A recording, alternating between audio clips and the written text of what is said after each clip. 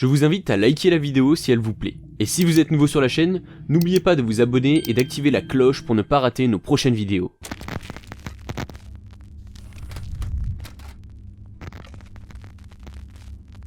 La preuve de l'existence d'une race de géants. Bonjour à tous. Les histoires de géants sont parsemées dans la mythologie et le folklore. Presque toutes les cultures et sociétés ont des histoires de peuples géants qui ont autrefois parcouru la Terre. Cependant, depuis le début du XXe siècle, on a fait de nombreuses découvertes présumées de restes de squelettes de géants ou d'empreintes de pieds fossilisées, ce qui suggère peut-être que les récits de géants sont plus qu'une pure légende. Tous ces récits ont également un air de conspiration, les insinuations de découverte étant dissimulées et rejetées par la suite. Une race de géants aurait-elle déjà existé? Voilà la question que se posent des archéologues, intrigués par la découverte de ruines d'un bâtiment qui serait certainement l'œuvre de cette race, mais aussi par certains propos de la Bible. Essayons d'y voir plus clair.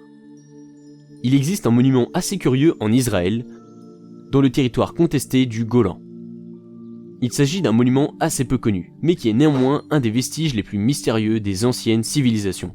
Cette structure, qui ressemble étrangement à celle de Stone Age, est appelée Gigal Rephin, le cercle de Rephin en hébreu, et Rum Aliri en arabe. Il s'agit de 5 cercles de pierre concentriques qui forment un immense cercle de 500 pieds de diamètre.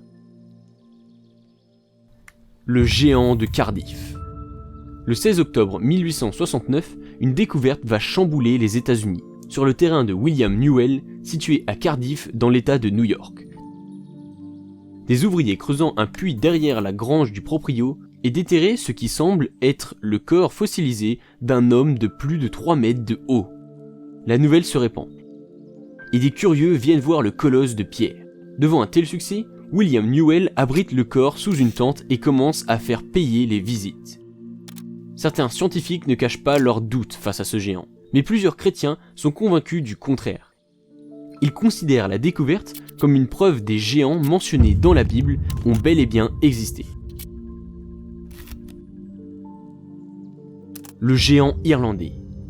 Peu connu par le grand public, ce géant aurait été découvert en 1895 dans le comté d'Antrim en Irlande, par un certain monsieur Dyer durant des opérations minières. Mesurant près de 3,70 m, il était le plus grand géant jamais découvert.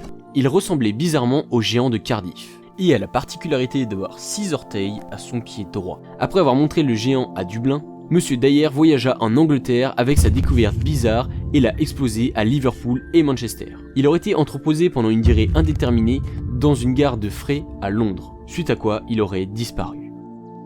Le géant d'Arabie Saoudite. La compagnie d'Aramco, spécialisée dans le pétrole et le gaz, a découvert des squelettes de géants d'apparence humaine en 2004. Les Saoudiens pensent qu'il s'agit des restes du peuple d'Ad, des géants anciens dont on parle dans le Coran. La zone a été sécurisée par l'armée saoudienne et l'information aurait dû rester secrète. Mais ces photos ont pu filtrer sur internet.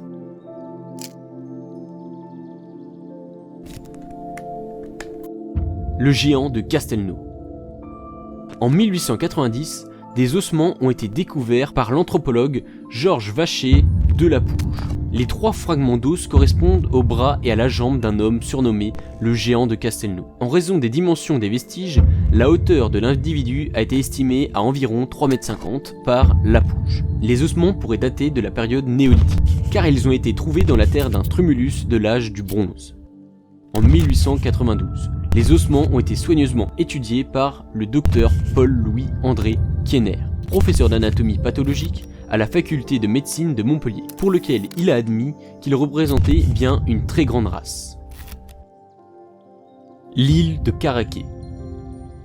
Un squelette de géant a été découvert près du phare de l'île de Caraquet en 1893 par le fils du gardien. Les premières fouilles archéologiques professionnelles à Caraquet ont été effectuées par Charles Martin en 1968 au port de Caraquet.